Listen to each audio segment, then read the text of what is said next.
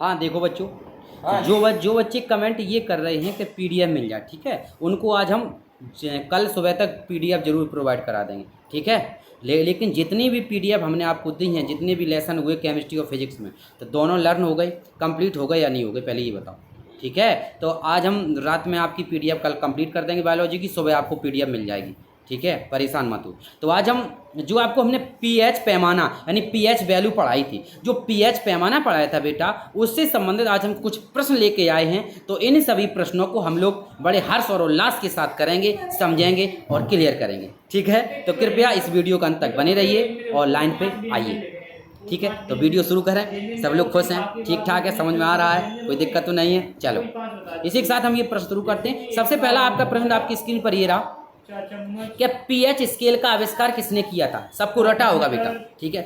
जब हमने थ्योरी पढ़ाई थी तब मैंने बताया था पीएच मान का आविष्कार किसने किया था। देखो एसपीएल सोरेनसन, बिल्कुल सही। पीएच मान का जो आविष्कार किया था वो सोरेनसन नामक वैज्ञानिक ने किया था, हमने बताया था। पीएच मान का आविष्कार किसने किया था? सोरेनसन नामक वैज्ञानिक ने किया था। हेनरी मोजले, मोजले साहब बेटा केमिस्ट्री मिलेंगे, आपने पढ़ा होगा। जो मेंडलीव की आवासाड़ी पढ़ी है, मेंडलीव की आवासाड़ी में जो सबसे पहले थी तो मोजले साहब थे, ठीक है।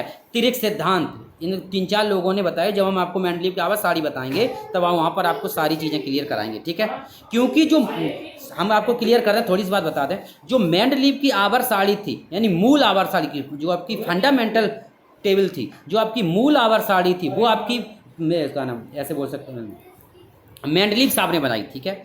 तो मेंडलीव की जो पहले वाली साड़ी थी जिसमें वो ग्रुप वो 18 ग्रुप में बांटा गया था, उसको हम कहते हैं मेंडलीव की आवर्साड़ी, ठीक है। लेकिन अब जो आ रही मेंडलीव की मॉडर्न पेरियोडिक टेबल यानी ये रियल में मोजले साहब ने बनाई। किसने बनाई? मोजले साहब ने, क्योंकि उनकी टेबल में ये मौज ले रहे थे और मौज लेते लेते बना दी, इसलिए इनको कहते हैं मोजले साहब, ठीक है। तो मोजले, इतनी बात समझ आई। विलियम रोंटगन, एक्स किरणों की खोज रोंटगन ने की थी। एक्स किरणों की डिस्कवरी आप जब पढ़ेंगे, इंटर में पढ़ाएंगे एक्स किरण, तब आप वहाँ पढ़ेंगे कि एक्स किरणों को रोंटगन ने की थी। क्लियर है? चलो चलो अब देखो, क्लियर है। चलो अगला प्रश्न आपकी स्क्रीन पर ये रहा, बहुत गाढ़े अम्लीय विलयन का पीएच मान होता है। तो इसके लिए थोड़ा सा पहले समझ लो मेरी बात, ठीक है। चलो देखो, इसके लिए हम थोड़ी सी बात समझ लो। हमने आपको बताया था बेटा 3 बातें समझ लो, ज़्यादा ध्यान नहीं। देखो सबसे पहला बताया था यदि किसी का पीएच मान, यदि हमने बताया पीएच मान ऐसे ही लिखते हैं, नीचे कैपिटल पी उसके ऊपर लिखते हैं पी, बताया था। यदि किसी का पीएच मान 7 से अधिक आता है तो हमेशा याद रखना वो कैसा होगा? क्षार होगा, यानी क्षारी होगा, बताया था बेटा, क्षारी होगा। यदि किसी का पीएच मान 7 से कम आता है तो कैसा होगा? अम्लीय होगा। यदि किसी का पीएच मान करेक्ट 7 आता है तो कैसा होगा? उदासीन होगा, न्यूट्रल होगा। इसके बारे में हम पहले वीडियो में बता चुके, ठीक है। लेकिन ये प्रश्न थोड़ा सा अलग है, इसमें बोला है कि बहुत ही गाढ़े अम्लीय विलयन का पीएच मान कितना होता है। सही है, बहुत ही गाढ़े अम्लीय विलयन का पीएच मान कितना होता है? तो याद रखना बहुत गाढ़ा जो पीएच मान अम्लीय विलयन होता है उसका नेगेटिव होता है। कितना होता है बेटा? 0 से कम। और आपको पता होगा बेटा, जब भी कोई वैल्यू 0 से कम होती है, बताया, जब भी कोई वैल्यू 0 से कम होती है तो उसका पीएच मान होता है 0, नेगेटिव होगा, ठीक है। तो बहुत गाढ़े अम्लीय विलयन का पीएच मान 7 से कम होता है। अगला देखो, अगला प्रश्न है बेटा, हम समुद्री जल का पीएच क्यों मापते हैं? तो देखो बहुत सारे प्रश्न हैं। यह जंग से संबंधित रिसर्च में मदद करता है। अगला है यह कृषि से संबंधित गतिविधि में मदद करता है। यह एक किण्वन में मदद करता है, किण्वन प्रभाव। यह नसबंदी में मदद करता है, ठीक है, नसबंदी मदद करता है। तो ये सारे ऑप्शन है। तो इसमें सबसे जो आपका ऑप्शन इस क्वेश्चन का सटीक है वो ये है, यह जंग से संबंधित रिसर्च में मदद करता है। हम समुद्री जल का पीएच मान इसलिए निकालते हैं क्योंकि ये रिसर्च में मदद करता है। रिसर्च मतलब खोज में, किसी चीज़ की डिस्कवरी रिसर्च करते हैं तो उसमें ये मदद करता है। क्लियर है? आगे देखो, अगला प्रश्न आपकी स्क्रीन पर ये रहा। अगला प्रश्न है कि बफर विलयन का पीएच मान कितना होता है? बफर विलयन का पीएच मान कितना होता है? सुनो, अभी तक आपने बफर सिस्टम पढ़ा था, ठीक है। शादी विवाह में बफर सिस्टम होता है, वो वाला बफर सिस्टम नहीं, ये एक बफर विलयन होता है। बफर विलयन के बारे में सही तरह से इंटर में केमिस्ट्री में पढ़ेंगे, ठीक है। अभी थोड़ा सा समझ लो।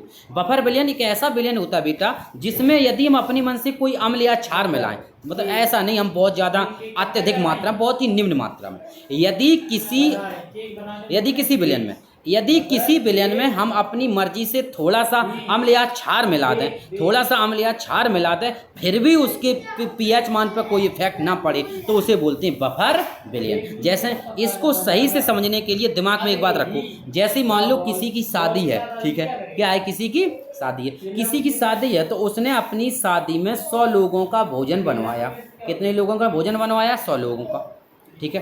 किसी ने अपनी शादी में 100 लोगों का भोजन बनवाया और आपको भूख लगी, आपका निमंत्रण नहीं था, फिर भी आप बफर विलयन में चले गए, बफर सिस्टम में चले गए, आपने खाना खा लिया। तो क्या बताओ, क्या आपके 1 या 2 लोगों के खाना खाने से उस बफर सिस्टम का जो सिस्टम है वहाँ पर खाना क्या कम पड़ जाएगा? आप 1-2 लोगों के ज़्यादा पहुँचने से जो बफर सिस्टम है, जहाँ पे चल रही पार्टी चल रही है गेस्ट हाउस में, वहाँ क्या खाना कम पड़ेगा? क्या नहीं पड़ेगा। क्यों? क्योंकि 1-2 लोगों से वहाँ पर कोई इफेक्ट नहीं पड़ता। इसी प्रकार इसको याद रखेंगे कि बफर विलयन जो होता है एक ऐसा विलयन होता है जिस विलयन में थोड़ा सा अम्ल या क्षार डालने से या मिलाने से उसके पीएच मान में कोई परिवर्तन नहीं होता। No change this value of pH, ठीक है। पीएच मान की वैल्यू में कोई परिवर्तन नहीं होता है, उसे हम क्या कहते हैं? उसे हम बफर विलयन कहते हैं। क्लियर है? चलो अब ऑप्शन देखो, यह एक ऐसा विलयन है जिसमें अम्ल या क्षार की थोड़ी मात्रा डालने पर विलयन का पीएच मान बदलता है। गलत। अभी आलम ने क्या बताया था? नहीं बदलता है। तो पहला ऑप्शन तो आपको बिल्कुल शुद्ध गलत लग रहा होगा, पहला तो रॉन्ग करो। अगला है, यह एक ऐसा विलयन है जिसमें अम्ल या क्षार की थोड़ी मात्रा डालने पर विलयन का पीएच मान नहीं बदलता। ये थोड़ा सा लगा सही। यह एक ऐसा विलयन है जो अधिकांश रासायनिक अभिक्रियाओं पीएच मान उदासीन रूप में नहीं करता। ये भी गलत है। मैथेनोइक अम्ल का विलयन प्रभावी बफर विलयन होता है। ये भी गलत है। तो ऑप्शन नंबर 20 सही है, ठीक है। यह एक ऐसा विलयन है जिसमें तो हम अल्प मात्रा में अम्ल या क्षार मिलाने से उसके पीएच मान में कोई परिवर्तन नहीं होता, उसे हम बफर विलयन कहते हैं, बफर विलयन या सॉल्यूशन कहते हैं। क्लियर है? इतनी बात क्लियर हो गई। चलो आगे देखो, हम क्या करेंगे बेटा? चलो अब हम यहाँ से देखें अगला प्रश्न। अगला प्रश्न है, खाने के बाद लार का पीएच मान कितना होता है? क्या पूछा? खाने के बाद लार का पीएच मान कितना होता है। ये पीएच मान की जो टेबल है उसे थोड़े थोड़े कुछ जो इंपॉर्टेंट है वो रट लो, ठीक है। बाद बाकी तो रट ही नहीं सकते, ठीक है। चलो, खाने के बाद लार का पीएच मान कितना है? तो याद रखना, खाने के बाद लार का पीएच मान होता है 5.8 होता है। खाने के बाद लार का पीएच मान कितना होता है माय डियर स्टूडेंट? 5.8 होता है। अगला है, शुद्ध जल का पीएच मान कितना होता है? ये तो सब लोगों को रटा होगा हमारे अलावा, हमें नहीं पता और आपको तो पता होगा। शुद्ध जल जो होता है बेटा, उसका शुद्ध जल कैसा होता है? शुद्ध जल उदासीन होता है, इसे बिसलेरी का पानी बोलते हैं, ठीक है। शुद्ध जल उदासीन जल होता है, न्यूट्रल होता है, जिसका पीएच मान 7 के बराबर होता है। आगे देखो, अगला प्रश्न है, हम यह कैसे जान सकते हैं कि कोई विलयन अम्लीय है? कोई विलयन अम्लीय कितना सरल था। यदि किसी का पीएच मान 7 से कम है तो अम्लीय, 7 से अधिक है तो क्षारीय, करेक्ट 7 है तो उदासीन, या बताया था न्यूट्रल। चलो आ जाओ, तो कितना है? अम्लीय है तो यदि पीएच मान 7 से कम है, कम वाला है तो अम्लीय, 7 से अधिक है क्षारीय। चलो आगे चलो, अगला प्रश्न है, यदि कोई विलयन क्षारीय है तो लिटमस टेस्ट का परिणाम क्या होता है? हमने तुम्हें खूब रटाया बेटा। यदि कोई विलयन क्षारीय है तो वो क्या करता है? लाल लिटमस पेपर को नीले लिटमस पेपर में नीला हो जाएगा, बताया था हमने। यदि कोई विलयन क्षारीय यानी क्षारीय विलयन को लगाने पर लाल लिटमस पेपर को नीला कर देता है और अम्ल नीले लिटमस पेपर को लाल कर देता है। सही है। आगे देखो, अगला है,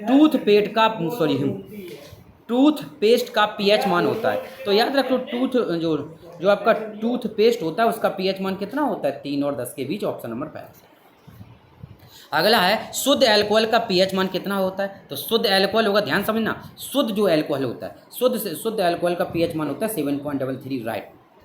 शुद्ध अल्कोहल का पीएच मान कितना होता है? 7.33।